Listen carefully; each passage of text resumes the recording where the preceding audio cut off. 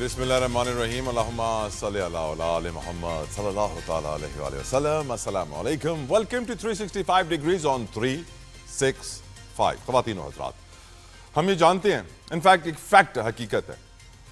مجھے یاد ہے کہ جب ہم کالج میں گئے تھے تو اس وقت ایک بوائز کالج تھا, لڑکوں میں جھگڑے بڑے ہوتے تھے, تو ایک رول, ایک اصول بتایا گیا کہ جھگڑے میں پہل کرو اور پہلے حملہ کر دو, اور حملہ کرنے کے بعد فوراً سے کمپرو کر لو, مکمکا کر لو, جھگڑا ختم کر دو. یہ ایک طریقہ کار ہوتا تھا, اور یہ آج سے میں 25 سال پہلے کی آپ کو بات بتا رہا ہوں. اور اس وقت سے نوجوانوں میں یہ رول تھا کہ جھگڑے میں پہلے حملہ کرو اور پھر کمپرو کر لو. آج امریکہ جو کر رہا ہے وہ بھی اس سے کچھ ملتی جلتی ہی صورتحال ہے کہ پہلے امریکہ اسرائیل سے فلسطین پر نسل کشی کو سپورٹ کرتا ہے, اس کو امداد دیتا ہے, اسے راکٹس, میزائلز اور لیٹسٹ ٹیکنالوجی کی آرمز اینڈ ایمونیشن پرووائڈ کرتا ہے, اور پھر کہتا ہے کہ ہم سیز فائر کرواتے ہیں. امریکہ نے ایران کا, اسرائیل اور فلسطین کا سیز فائر کرایا, جو مشکل سے 2 مہینے چلا, جس میں ہاسٹیجز کو ایکسچینج کیا گیا, اور پھر وہ سیز فائر ختم ہو گیا. تو آج لوگ بڑا سوال یہی کر رہے ہیں کہ کہیں جو ایران کے ساتھ بھی سیز فائر کرایا ہے وہ کہیں ویسا ہی سیز فائر نہ ہو.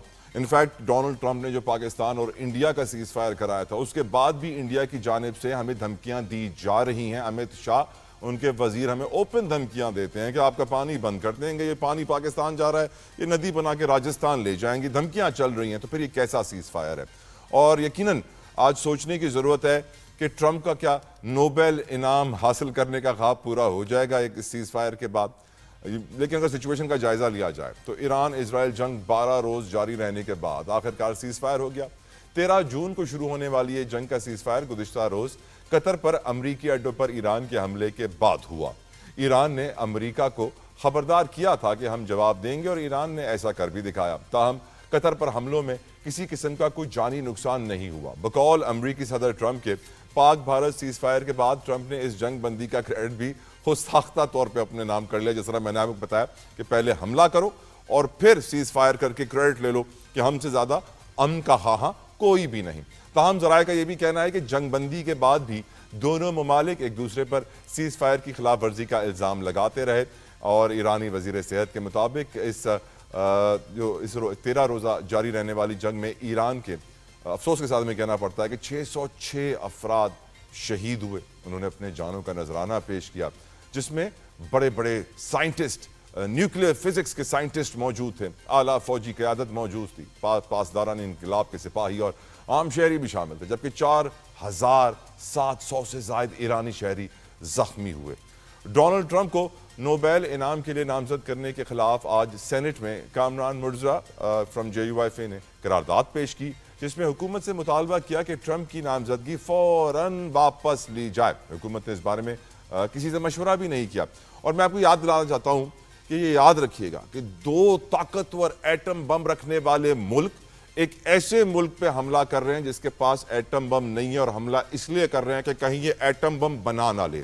اس حملے سے یہ دنیا کو واضح ہو جانا چاہیے کہ وہی ملک محفوظ ہے جس کے پاس ایٹم بم ہوگا. اگر ایٹم بم نہیں ہوگا تو پھر کوئی اپنے آپ کو محفوظ نہ سمجھے. اور ایران اب اپنے ایٹم بم کی تیاری کے مشن کو اور تیزی سے آگے لے کے جائے گا, کیونکہ وہ جانتا ہے کہ جس دن اس کے پاس ایٹم بم آ گیا اس کو یہ دھمکیاں دینا بند کر دیں گے, اور اس کے اوپر یہ فوج کشی کرنا بھی بند کر دی جائے گی, اور یہ حملے بھی بند ہو جائیں گے. یہ ڈیٹرنس جو نیوکلیئر پاور آپ کو دیتا ہے بہت ضروری ہے. یہی وجہ ہے کہ انڈیا بھی پاکستان پر کھل کے حملہ نہیں کر سکتا. تو آج اس کے اوپر ہم بات کریں گے. بہت امپورٹنٹ ایشوز ہیں. کیا یہ جنگ بندی, یہ سیز فائر لانگ ٹرم ہوگا, شارٹ ٹرم ہوگا, کیا جو لوگ شہید ہو رہے ہیں, کیونکہ ہم یہ جانتے ہیں, یہ بات آج قطر کے امیر نے بھی کہی ہے کہ کہیں اسرائیل ایران کے ساتھ سیز فائر کا فائدہ اٹھاتے ہوئے غزہ پر اپنی بمباری تیز نہ کر دے. آج بھی فلسطین میں 70 سے زائد لوگ کھانے کی تلاش میں شہید ہوئے ہیں.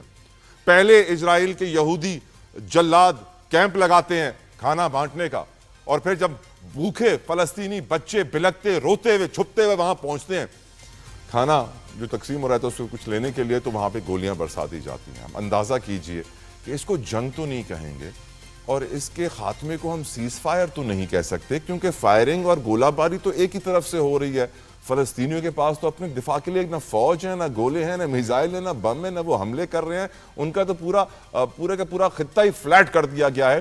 22 لاکھ لوگ بے گھر ہیں، لاکھوں سے زیادہ لوگ مارے گئے ہیں. آج کی ایک رپورٹ آئی ہے 3,77,000 لوگ مسنگ ہیں. بچیاں سے بڑی تعداد معلوم ہی نہیں کہاں ہے. خیر، اسرائیل کی یہ بدماشی جاری ہے امریکہ کی سرپرستی میں، اور امریکہ کا خواب ہے نوبیل پیس پرائز. امیجن. لیکن ہم اس پہ بات کریں گے، سیاسی صورتحال پہ ہی بات کریں گے. کہا جا رہا ہے علیمہ خان صاحبہ کا یہ سٹیٹمنٹ آیا اڈیالہ جیل کے باہر، یہ بانی پی ٹی آئی کو مائنس کر دیا گیا ہے. اور ہم یہ بھی جانتے ہیں کہ عدالتی فیصلہ بھی آیا ہے لاہور ہائی کورٹ سے، جہاں پر ان کی درخواستیں آج مسترد کر دی گئی ہیں. فیصلہ پہلے محفوظ کر لیا گیا تھا اور ریلیف نہیں ملا عدالت سے عمران خان کو. فیصلہ جسٹس شہباز رضوی اور طارق باجوہ پر مشتمل 2 رکنی بینچ نے سنایا. وہیں بانی کی ہمشیرہ کا بڑا امپورٹنٹ بیان جیل کے باہر، جس نے تہلکہ مچا دیا. کیونکہ پہلے یہ کہا جا رہا تھا کہ بجٹ کے پی کے کا اسی وقت پاس ہوگا جب عمران خان اپروول دیں گے. عمران خان سے اپروول کے بنا ہی بجٹ پاس ہو گیا. علیمہ خان صاحبہ جیل کے باہر کھڑی کہتی ہیں ہم تو اتنے گھنٹوں یہاں کھڑے رہتے ہیں ملاقات کرنے کے لیے. یہ بڑے بڑے پولیٹیشنز جو فائدہ اٹھا رہے ہیں پی ٹی آئی کی پوزیشن سے اور بڑے پاور میں ہیں اس وقت، وہ آتے ہی نہیں ہیں. باتیں کچھ، کال کچھ، فیل کچھ، تضاد ہے. یقیناً اس کے اوپر بھی بات ہوگی.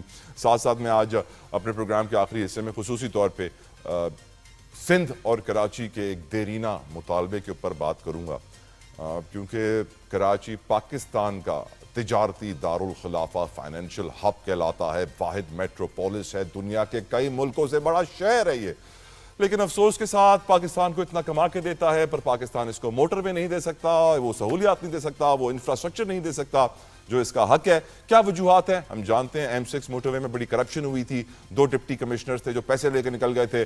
جو اماؤنٹ تھا کوئی 470-80 کروڑ کا، 4.8 بلین کے قریب کا اماؤنٹ تھا. نیب نے اب تک 2.7 بلین 270 کروڑ ریکور کر لیے ہیں. ایک ڈی سی صاحب کو گرفتار کیا ہے. 26 ملزمان اس وقت ضمانتوں پہ رہا ہیں. اب اندازہ کیجئے، اب نیب نے بھی جو 270 کروڑ پہ ریکور کیے ہیں پلی بارگین کے ذریعے، یعنی جس نے 100 روپے چوری کی ہوں گی ان کو کہا ہوگا کہ آپ 50-60 روپے دے کے آزاد ہو جائیں، 40 روپے رکھ لیں. اب یہ 60 روپے جو نیب نے ریکور کیے ہیں اس کے اندر سے بھی 20% مانگا جائے گا ایز ریکوری کمیشن حکومت سے ہی. یعنی حکومت کا پیسہ حکومتی عہدیدار نے چوری کیا، حکومتی ادارے نے وہ ریکور کیا، حکومتی ادارہ کمیشن مانگ رہا ہے ریکوری کا. اندازہ کیجئے پاکستان کے ٹیکس پیئر کے پیسے کے ساتھ کیا کھیل کھیلا جا رہا ہے. گفتگو کا آغاز کریں گے وداؤٹ اینی فردر ڈیلے. اپنے مہمانوں کا تعارف کروانا ویلکم کروں گا اپنے پینل پہ. سب سے پہلے فردوس شمیم نقوی صاحب فرام پاکستان تحریک انصاف. بہت شکریہ نقوی صاحب آپ کی قیمتی وقت کے لیے. سر جزاک اللہ خیر. سینئر ڈیفنس اینالسٹ ہیں میجر محسن رضا صاحب. بہت بہت شکریہ میجر ریٹائرڈ محسن رضا صاحب آپ کی قیمتی وقت کے لیے. جزاک اللہ خیر. سب سے پہلے میں ٹرمپ کو ڈسکس کرنا چاہتا ہوں آپ کے ساتھ. نقوی صاحب، ٹرمپ ایسا مجھے لگ رہا ہے کہ خود وہ جنگ شروع کراتا ہے، خود وہ جنگ ختم کرتا ہے، خود سیز فائر کا اعلان کر کے اپنے آپ کو نوبیل پیس پرائز کے لیے بھی نومینیٹ کروانا چاہتا ہے. یعنی مجرم بھی خود، پولیس بھی خود، عدالت بھی خود، اور آخر میں اپنے آپ کو ہیرو ڈکلیئر کرنے والا بھی خود. یہ جو سیز فائر آپ دیکھ رہے ہیں، ڈو یو تھنک یہ لانگ ٹرم ہوگا، ٹیمپرری ہے، یا پھر اس کے پیچھے بھی کچھ ٹارگٹس ہیں؟ Your views on the whole Iran Israel and American situation sir. Let's start historically. پہلی چیز تو یہ ہے کہ جو حملہ تھا اسرائیل کا، وہ تمام انٹرنیشنل نارمز کے خلاف تھا. کریکٹ. اس کے بعد اس حملے کا جواب دینے کی رائٹ ایران کے پاس تھی، انہوں نے وہ ایکسرسائز کی. جب اسرائیل کے پسینے چھوٹنے لگے تو انہوں نے کسی نہ کسی بہانے سے ڈونلڈ ٹرمپ صاحب کے ہاتھ پیر جوڑ کے ان کو بھی جنگ میں گھسیٹ لیا. ایک اتنا سینئر لیڈر نے کہا کہ میں ایران کو 2 ہفتے دیتا ہوں، اور اس نے وعدہ خلافی کر کے 2 دن بعد بمباری کر دی. کریکٹ. وہ بھی کوئی اچھی مثال نہیں ہے. دوسری چیز یہ کہ اس نے کتنی بڑی رسک لی کہ اس نے ایٹامک تنصیبات پہ حملہ کر کے اگر ادھر سے تابکاری ہو جاتی تو آپ سوچیں کہ خطے کا کیا حال ہوتا. تباہ. تابکاری سے خود ایران کے لوگ کتنے زیادہ مارے جاتے، اور صرف ایران کے نہیں مارے جاتے. اگر پرشین گلف میں وہ تابکاری آ جاتی تو پینے کا پانی جو زیادہ سے زیادہ 2 دن کا ہے، پوری مشرق وسطیٰ میں Kuwait, Qatar, Dammam, UAE، Abu Dhabi, Muscat, Oman, Sharjah, Ajman, ان سب میں پانی کا کوئی اور ذریعہ نہیں ہے، اور یہ سب لوگ 2 دن کے بعد پیاسے مرنے لگتے.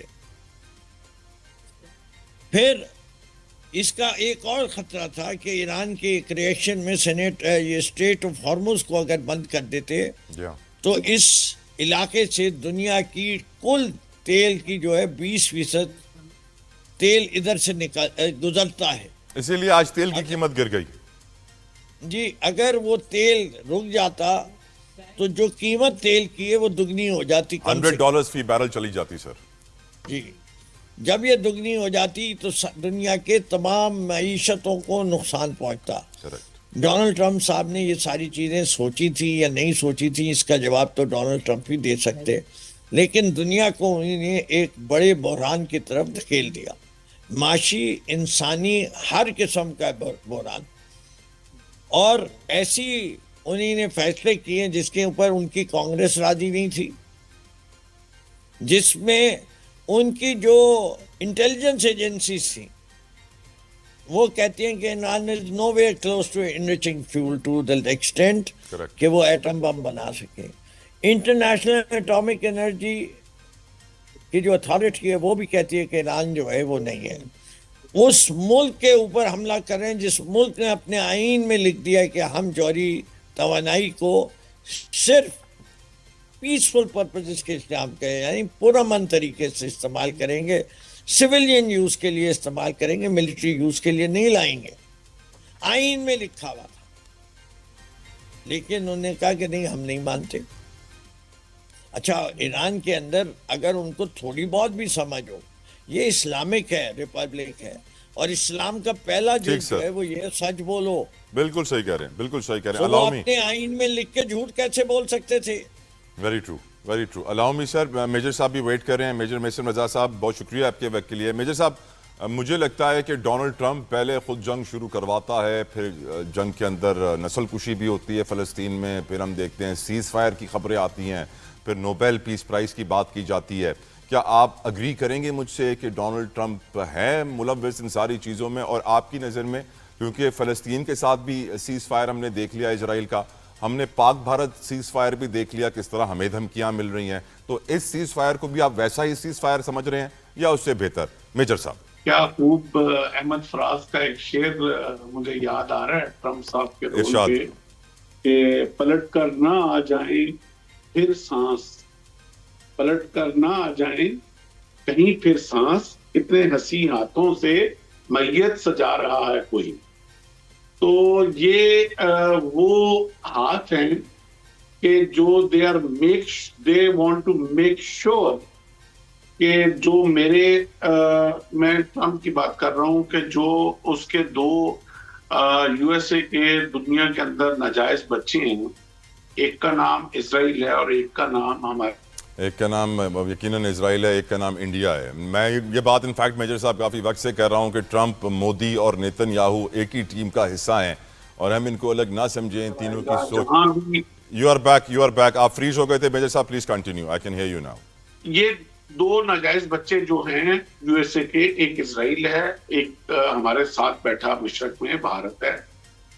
پوری دنیا میں جہاں بھی آپ کو بارود گرتا نظر آئے، پوری دنیا میں جہاں بھی فتنہ نظر آئے، جہاں بھی جنگ نظر آئے، جہاں بھی شورش نظر آئے، جہاں بھی سازش نظر آئے، آپ کو ان 2 بچوں کا رول فرنٹ پہ ملے گا، اور اینڈ پہ یہ دونوں وہاں سے کہیں نہ کہیں سے جوتے کھا کے نکل رہے ہوں گے.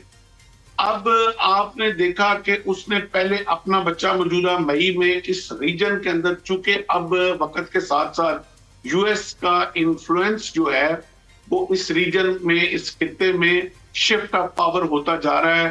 نیو ورلڈ آرڈر آنے کی خبریں گونج رہی ہیں، پیٹرو ڈالر جو ہے اس کا رول ختم ہونے جا رہا ہے. تو اب وہ مرتا کیا نہ کرتا، ایٹ دا ٹوائی لائٹ اس نے ایک دفعہ ریجن کے اوپر اپنی سپرمیسی شو کرنے کے لیے پہلے بھارت کو ہمارے اوپر چڑھانے کی کوشش کی. اب جب وہ پٹا، پہلا بچہ تو سیز فائر کرنے کے لیے آ گیا فوراً، اور پیس کا اس نے جھنڈا کھڑا کر دیا. پھر اب اسرائیل پٹا ایران کے ہاتھوں، تو اب وہ سیز فائر لے کے آ گیا. تو یہ کسی قسم کا بھی اب ان کا چہرہ جو ہے وہ چھپا نہیں رہ گیا. یہ ایک اینٹی مسلم کمپین ہے, یہ گریٹر اسرائیل کے وجود کے لیے سارا پروپیگنڈا ہے. اور میں یہ سمجھتا ہوں کہ اس وقت اسرائیل امریکہ کے کندھے پہ چڑھ کے نہیں کھیل رہا, یا امریکہ اس کو یوز نہیں کر رہا. میں یہ سمجھتا ہوں کہ بیک آف دا اینڈ اس وقت امریکہ یوز ہو گیا. I completely agree. آپ نے بڑی اچھی بات کی میجر صاحب, آپ نے کہا یہ ایک اینٹی مسلم کیمپین ہے, یہ ایٹم بم کی جنگ نہیں ہے, یہ یہودیوں کی جنگ ہے مسلمانوں کے خلاف. میں اس بات پہ بڑا آپ سے خوش ہوں کہ آپ نے آج بڑی اچھی بات کر دی قوم کے سامنے. سر اس پہ تھوڑی روشنی بھی ڈالیے گا پلیز میسم صاحب.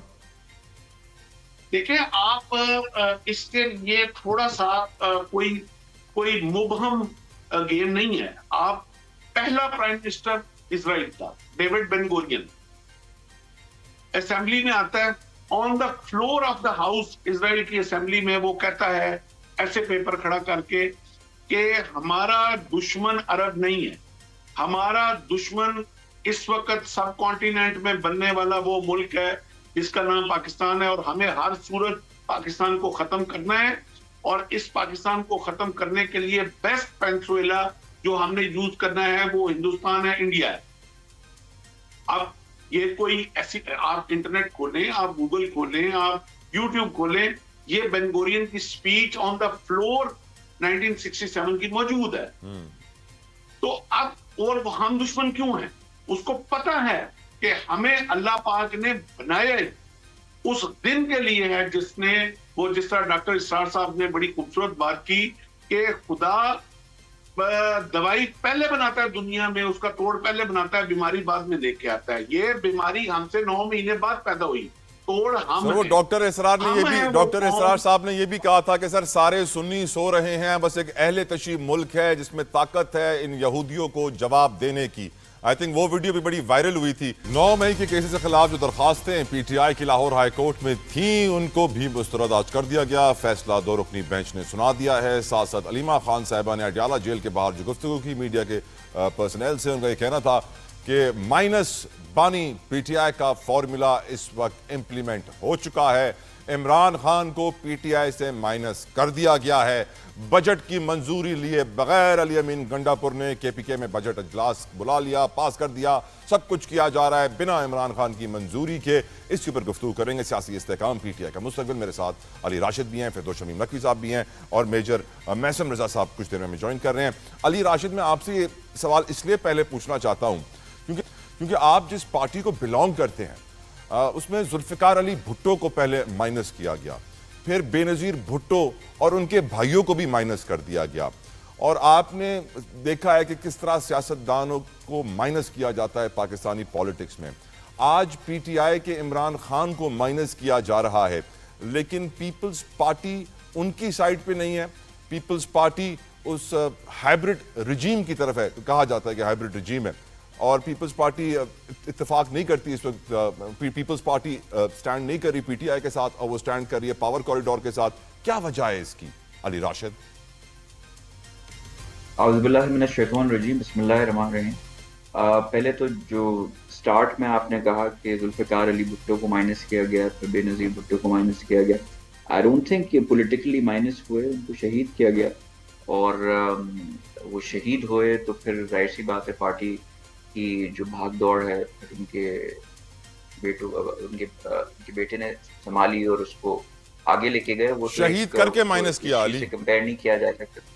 ہاں, دوسری چیز جو آپ نے کہا کہ دیکھیں ہم تو پی ٹی آئی کو اس وقت بھی سپورٹ کر رہے تھے جب الیکشنز ہوئے تھے. ہم تو کہہ رہے تھے کہ آپ حکومت بنانا چاہتے ہیں. ہم نے تو بانی پی ٹی آئی کو میسج بھی بھیجوایا تھا. ہم نے کہا تھا کہ سنس سب سے زیادہ نیشنل اسمبلی میں سیٹیں آپ کی ہیں تو پہلا ڈیموکریٹک ایک روایت کے تحت ہم چاہتے ہیں کہ آپ سے ہم بات کریں. مگر بانی پی ٹی آئی نے اس وقت کہہ دیا تھا کہ I'm not interested, اور میں نہیں بات کسی سے کرنا چاہتا. وہ political norms, democratic norms, dialogue میں تو وہ بلیو ہی نہیں کرتے. تو یہ کہنا کہ ہم نے ان کا ساتھ نہیں دیا یا ہم ان کے ساتھ کھڑے نہیں ہوئے, I don't think that's fair. ہم نے تو کوشش کی اپنے اینڈ سے. آپ لوگوں نے کوئی اٹیمپٹ نہیں کیا سر پاکستان کی پالیٹکس سے پلس مائنس فارمولا ختم کرنے کا؟ کوئی اٹیمپٹ کرتے تھے کہ پلس مائنس ہمیشہ کے لیے ختم ہو جائے؟ دیکھیں ہم نے تو ہمیشہ آواز اٹھائی ہے، ہم نے تو ہمیشہ بیچ میں آپ آئی ڈونٹ نو آپ کو یاد ہو نہیں ہو، پی ٹی آئی کو بین کرنے کی بھی بات کر رہے تھے، تو سب سے پہلے آواز جو اٹھی وہ پیپلز پارٹی کی اٹھی. اب یہ کسی کو مائنس پلس دیکھیں، اگر کسی کو جبرن کیا جا رہا ہوتا ہے یا کوئی بہت ایسے طریقے سے کیا جا رہا ہوتا ہے جو فیئر نہیں ہوتا، تو پھر اس میں ہم آواز اٹھا سکتے تھے. مگر یہ تو ایک قانونی طور پہ کورٹ کچہری کے تحت چیزیں ہو رہی ہیں، اور اب تو پی ٹی آئی ماشاء اللہ سے ایک وکلاؤں کی جماعت ہے، ان کے پاس تو ایک پورا کھیپ ہے بیرسٹرز کا، ایڈوکیٹس کا، سپریم کورٹ کے لائرز کا. تو وہ اپنا اگر مقدمہ صحیح طرح نہیں لڑ رہے یا ان کے کیس میں دم نہیں ہے اور کچھ چیزیں ان کے خلاف اگر ثابت ہو رہی ہیں جی اور علی، خان صاحب کو اگر ریلیف نہیں دلا پا رہے، وہ تو پھر ان کی اپنی خود کی کوتاہی ہے نا. اس بالکل میں ٹھیک، آپ پیپلز پارٹی یا کسی اور کو کیسے قصوروار ٹھہرا سکتے ہیں؟ ہم تو پاکستان کا نظام جو ہے، ہم تو چاہتے ہیں کہ وہ آگے بڑھے، ہم بالکل تو ٹھیک. چاہتے ہیں کہ ہمیں کہیں رکاوٹ پاکستان کو خدا نخواستہ نہیں آئے، جی جو بھی چیزیں اسموتھ سیلنگ ہو. آئی ایم ایف سے بات ہوئی، آپ کو پتا تھا کس کنڈیشنز میں جب یہ حکومت آئی، کیا اس وقت بالکل کیا ٹھیک، ایک بالکل. ماحول علی تھا، آئی کم بیک تو ٹو یو. ان چیزوں کو الاؤ می علی نقوی صاحب اوکے کو بھی شامل گفتگو کریں. نقوی صاحب، عمران خان بانی پی ٹی آئی مائنس ہو گئے ہیں. میں نہیں کہہ رہا، ان کی بہن ہمشیرہ علیمہ خان صاحبہ کہہ رہی ہیں، اور انہوں نے تو یہ بھی کہا ہے کہ جو پارلیمنٹیرینز پریشر برداشت نہیں کر سکتے گھر چلے جائیں. Your views on it, do you think Imran Khan اس پوری پولیٹیکل سچویشن سے مائنس کیے جا سکتے ہیں؟ علیمہ خان تو اگری کر رہی ہیں، آپ اگری کرتے ہیں نقوی صاحب؟ ہاں جی، میں تو اس اسٹیٹمنٹ کو بالکل نہیں ایگری کرتا. ایک بہن ہے، جذباتی ہوئی ہوئی ہے، لیکن اس کا زمینی حقائق سے کوئی تعلق نہیں ہے. اوکے. عمران خان لوگوں کے دلوں میں رہتے ہیں. عمران خان کو کوئی بھی مائنس نہیں کر سکتا، ان کی پارٹی بھی ان کو مائنس نہیں کر سکتی، حکومت وقت بھی نہیں کر سکتی، فوج بھی نہیں کر سکتی. عمران خان نے یہ ثابت کر دیا ہے کہ جس آدمی جب وہ چاہیں گے، وہ ایک سوچ، ایک نظریہ بن چکے ہیں. جس دن وہ جیل سے نکلیں گے اور الیکشن ہوگا، وہ کسی کو جس کو چنیں گے لوگ اس کو ووٹ دینے کو تیار ہیں. 8 فروری کو کیا ہوا تھا؟ یہ جو جتنے بڑے دعوے دار بنتے ہیں جمہوریت کے، علی صاحب میں ان کو کیا کہوں، انہوں نے جس الیکشن میں حصہ لیا اس کو وہ لیول پلینگ فیلڈ والا الیکشن کہتے ہیں کہ، اور جو کچھ اس کے بعد ہوا ہے، سپریم کورٹ کے جو ججمنٹس آئے تھے، 11-2 کا ججمنٹ آیا، جو 26ویں آئینی ترمیم کے بعد جو کانسٹیٹیوشنل کوڈ بنا ہے اور اس کے جو فیصلے آ رہے ہیں، اس سے جوڈیشری کا مذاق بڑھا ہے یا توقیر ہوئی ہے یا تحقیر ہوئی ہے. میں سمجھتا ہوں کہ جتنے یہ جمہوریت کے دعوے دار ہیں اتنے وہ ہیں نہیں. ان کی کردار سازی دیکھ لیجئے نا، بالکل جس ٹھیک. چیز میں ان کا بھلا ہوتا ہے وہ یہ فائدہ اٹھا لیتے ہیں. دیکھیے صدر آصف زرداری صاحب نے بڑے ہی عدالتوں کو فیس کیا، تو بھائی صدر بننے کے بعد پریزیڈنشل ایمنسٹی کیوں لی؟ ٹھیک. یہ مجھے بتائیے، آج علیمہ خان صاحبہ یہ بھی کہتی ہیں کہ جو پارلیمنٹیرینز پریشر برداشت نہیں کر سکتے وہ گھر چلے جائیں. Before I come to you Naqvi صاحب، کیونکہ مجھے معلوم ہے آپ نے بڑا پریشر برداشت کیا ہے، اور علی راشد کیونکہ ایم کیو ایم میں بھی رہے ہیں، پیپلز پارٹی میں بھی رہے ہیں، پارلیمنٹیرین رہے ہیں کافی وقت سے.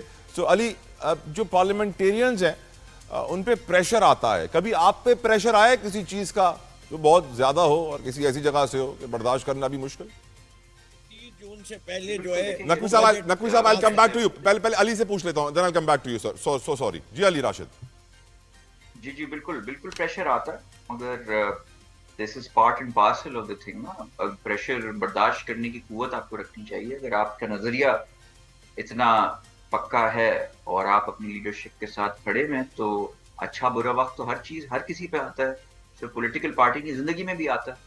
تو پھر آپ کو مگر اس میں پتہ چل جاتا ہے نا کون سے لوگ صحیح ہیں کون غلط ہیں. اور پریشر اس پہ زیادہ آتا ہے جس پہ کوئی کمزوریاں ہوں کہ وہ پریشر ڈال سکے. اگر آپ نے کچھ ایسے کام نہیں کیے ہوں جس پہ آپ پہ پریشر نہیں ڈالا جا سکتا، پردہ تو ان چیزوں پہ ہوتا ہے نا کہ جب پریشر کیا ہوتا ہے، یہی ہوتا ہے کہ جی آپ نے ادھر یہ انوالومنٹ تھی، آپ کی یہ کرپشن تھی، آپ کی یہ ایکٹیویٹیز تھی، وہ ایکسپوز کر دیں گے. بینظیر بھٹو یہ کہتی تھی نا کہ آصف علی زرداری پہ کیسز قائم کر کے ان پہ پریشر ڈالا گیا. دیکھیں مگر وہ کورٹ میں دیکھیں انہوں نے تو فیس کیے نا. جو یہ صاحب کہہ رہے تھے کہ امیونٹی لے لی، وہ تو پہلے تو 11-12 سال انہوں نے جیل میں گزارا. وہ توشہ خانہ کیس کی بات کر رہے ہیں, توشہ خانہ کیس کی بات کر رہے ہیں. 12 سال وہ جیل میں رہے. جی جی جی. مگر ابھی خان صاحب کو تو ابھی جمعہ 8 دن ہوئے کمپیئر ٹو 12-13 سال. بالکل ٹھیک. اچھا میں پریشر کا سوال نقوی صاحب سے بھی پوچھ لوں. علی آپ کی اجازت ہے, کیونکہ نقوی صاحب نے بھی ایکچولی بہت پریشر برداشت کیا. نقوی صاحب باقی لوگ اتنا پریشر کیوں نہیں برداشت کر رہے پی ٹی آئی والے؟ پاکستان کی تاریخ میں بتا دیجئے کتنے لوگوں کو, یہ گورنمنٹ کی دی ہوئی فگر ہے 35,000. آپ کی آواز اٹک گئی. یہ کس چیز کی فگر ہے 35,000 سر؟ یہ کس چیز کی فگر ہے 35,000؟ یہ گورنمنٹ کی دی ہوئی ہے. پنجاب گورنمنٹ نے یہ فگر دی ہے کہ 35,000 لوگوں کے خلاف کیسز چل رہے ہیں پی ٹی آئی والے. اینڈ دے ور بیہائنڈ بار. کتنے گھروں کو اندر توڑ پھوڑ ہوئی ہے, چادر اور چار دیواری کا کس طرح پامال ہوئی ہے. پاکستان کا قانون کہتا ہے جو آدمی سجدہ کر لے کسی دہلیز پہ جا کے, اس کے تمام گناہ معاف ہے. یہ پاکستان کا آئین کہتا ہے, عدالت کے اصول کہتے ہیں کہ جس نے انٹرویو دے دیا وہ پوتر ہو گیا, حج کر آیا, سارے گناہ معاف ہو گئے. پھر یہ کہتے ہیں ہمارے ہاں عدالتیں آزاد ہیں, justice is being dispensed. If this is what they call justice, Ali Rashid صاحب, تو میں آپ سے کہوں گا برادر محترم آنکھیں کھولیے, ہوش سنبھالیے. یہ ملک آپ کا بھی ہے, میرا بھی ہے. کل یہی نظام آپ کے خلاف بھی کچھ کرے گا, اور امید رکھتا ہوں کہ ہم اس کا حصہ نہ بنے. Right sir. سال 2022 میں وفاقی حکومت نے 7 ارب سے زائد کی رقم دی سکھر حیدرآباد موٹر وے کی زمینوں کی خریداری کے لیے, جس میں 2 ڈپٹی کمشنر صاحبان تھے جنہوں نے 5 ارب روپے کے اوپر ہاتھ صاف کر لیا. سندھ بینک سے کیش نکلوا لیا. پکڑے گیا ایک ڈپٹی کمشنر جو کہ مٹیاری کا تھا, عدنان رشید, جو ڈپٹی کمشنر نوشہر و فیروز تھا. تاشفین عالم اپنی بیوی کو لے کر باہر چلا گیا. اب تک مفرور ہے. 4 ملزمان اس کیس کے اندر مفرور ہیں. 26 ضمانتوں پر رہا ہیں. نیب اپنی کارکردگی کو دکھانے کے لیے بتا رہی ہے کہ ہم نے 470 کروڑ جو چوری ہوئے تھے اس میں سے 270 کروڑ روپے ہم نے برآمد کر لیے ہیں, باقی ہم نہیں برآمد کر سکے. پلی بارگین بھی کیا گیا ہے. پلی بارگین کی کوئی ڈیٹیلز نہیں آئی کہ جس نے 100 کروڑ چرایا تھا اس کو شاید کہا گیا ہوگا کہ آپ 40-50 کروڑ روپے دے کے آزاد گھومیے, واپس اپنی ڈیوٹی جوائن کر لیجئے, دوبارہ کمانے کا راستہ بنائیے. لیکن کراچی اور سندھ کے لوگ یہ ڈیمانڈ کر رہے ہیں اس وقت کہ خدا را ہم پہ رحم کھائیے. ہم تجارتی دارالخلافہ, فائنینشل ہب, معاشی شہر اگر ہیں تو ہمیں روڈ بھی دے دیجئے, ہم پہ احسان نہ کیجئے. 2 کراچی ہائٹس میرے ساتھ موجود ہیں. علی راشد, نقوی صاحب I'll start from you. آپ کی نظر میں کیوں یہ موٹر وے نہیں بن پا رہا؟ کیوں 470 کروڑ روپے چوری ہوئے, 270 برآمد ہوئے؟ نیب کہہ رہا ہے کہ ہمیں 25% ریکوری چارجز ملیں گے تو ہم یہ اماؤنٹ واپس کریں گے. یہ کیوں سندھ کے ساتھ کھیل کھیلا جا رہا ہے نقوی صاحب؟ وہ جعفری صاحب کا مشہور کلام ہے, رشوت دے کے پھنس گیا ہے, رشوت لے کے چھوٹ جا, رشوت لے کے پھنس گیا ہے, رشوت دے کے چھوٹ جا. اوکے, علی راشد کی طرف چلا جاؤں. علی راشد, میں بڑا حیران ہوں کہ ٹیکس پیئر کا پیسہ حکومت لگاتی ہے عوامی پروجیکٹس میں, حکومتی عہدیدار اس کو چوری کرتے ہیں, حکومت کا ایک اور ادارہ پیسے ریکور کراتا ہے, حکومت سے کہتا ہے کہ ہمیں ہماری ریکوری چارجز دیے جائیں تو ہم ٹیکس پیئر کا پیسہ حکومت کو واپس کریں گے. بڑا عجیب سا لگتا ہے. اور یہ ظلم کیوں ہے موٹر وے کا سندھ کے ساتھ علی راشد؟ دیکھیں, یہ 2 الگ چیزیں ہیں, میں آپ کو بتاتا ہوں. ایک تو بالکل یہ ظلم ہے کہ یہ ایک فیڈرل کی طرف سے یہ چیز ڈیلے ابھی سے نہیں, کافی عرصے سے کر رہے ہیں. ابھی بھی بجٹ آپ نے دیکھا ہوگا, اس میں بھی ہم نے اس میں ریز کیا کہ 15 بلین روپے اس کے لیے رکھے گئے ہیں. مطلب کہ ایک 400 ارب کا پروجیکٹ جس کے لیے آپ 15 ارب, مطلب اس کو انیشیٹ بھی نہیں, مطلب کہ یہ بھی آپ نے مہربانی کیوں کی. وہ لگ رہا ہے شاید اگلے ڈی سیز کے کمانے کے لیے رکھے گئے ہوں, شاید کہ وہ 4-5 ارب نکال کے لے جا سکیں آرام سے. نہیں, میں آپ کو اگر میری بات مکمل کرنے میں آپ کو بتاتا ہوں.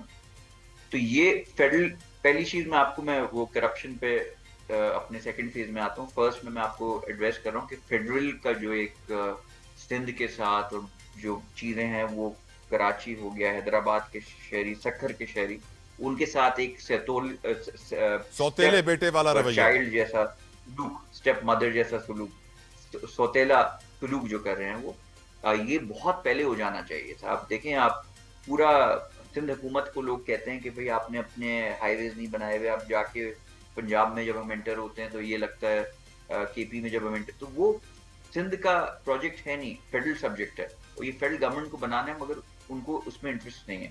تو اس پہ ابھی ہم نے ان کو کہا کہ جی یہ فنڈز جو ہیں آپ کریں کہ کام ہو سکے.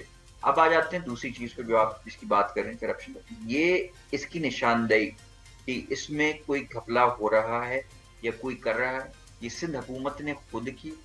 اس کی پروب اور اس کی انیسیشن، اگر آپ مجھے بتائیں کہ اگر یہ کوئی ہماری ایما سے ہو رہا ہوتا ہے یا ہمارا کچھ تعلق ہوتا تو اس کی انویسٹیگیشن ہم پہل کیوں کرتے؟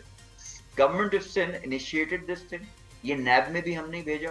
اینٹی کرپشن ڈپارٹمنٹ جو ہمارا ہے، S department anti corruption enquiries, اس میں بھی کیس کھولا. سارے چھاپے، گرفتاریاں، سب ثبوت وغیرہ، یہ سب. بٹ ڈی سی تاشفین عالم کو پیپلز پارٹی سندھ حکومت پکڑ نہیں پائی، جو سندھ حکومت کا پیسہ لے کے باکو بھاگ گیا. نہیں پکڑا. اور دیکھیں یہ کیس یہاں کلوز نہیں ہوا ہے نا، کافی پیسہ ریکور اگر کہیں چوری ہو علی جاتی ہے. ڈی سی تاشفین اور اسٹل اگر این آپ کو ایبسکونڈر، لگتا ہے، مفرور ہیں. 4 لوگ اس کیس میں مفرور ہیں، جس میں ڈی سی نوشیر و فیروز تاشفین عالم شامل ہیں. بالکل بالکل شامل ہے. تو ہم تو اس کو برائے ذمہ سندھ حکومت نہیں پکڑ پائی نا سر، سندھ کا پیسہ اس سے ریکور نہیں کر پائی. کر پائی. دیکھیں وہ کر پائی تو جب ہوتا ہے نا کہ جب آپ رک گئے ہو. ہم نے کافی حد تک ریکور کیا اور باقی تو انشاءاللہ کر لیں گے، اس میں آپ دو رائے نہیں رکھیں. ٹائم کورٹس ہوتے ہیں، کورٹ میں کیس چلا، اس کے کچھ تقاضے ہوتے ہیں، کچھ پروسیجرز ہوتے ہیں، اس کو تحت ہم نے سب چیزیں کی. مگر اگر آپ کہتے ہیں کہ سندھ گورنمنٹ تو کوآپریٹ ہی نہیں کر رہی، کورٹ میں چیزیں پیش نہیں کر رہی، کوئی ہرڈلز کریٹ کر رہی، ایسا کوئی بھی الزام آپ کو حکومت پہ لگتا ہوا دکھائی نہیں دے گا. In fact right Ali, I am out of time. Thank you Ali Rashid صاحب، آپ کا شکریہ. فردوس شمیم نقوی صاحب آپ کا بھی شکریہ. سندھ حکومت ان لوگوں کو پکڑ تو رہی ہے علی، لیکن کاش انہیں ایسی سزا بھی دے کہ کسی اور کی کرپشن کرنے کی ہمت ہی نہ ہو سندھ کے اندر، خاص طور کے اوپر. میں سمجھتا ہوں کہ جب تک ہم سزائیں نہیں دیں گے، ضمانتوں پہ رہا کرتے رہیں گے، کرپشن اسی طرح جاری رہے گی. مجھے اجازت دیجیے. I'll see you tomorrow. اللہ حافظ.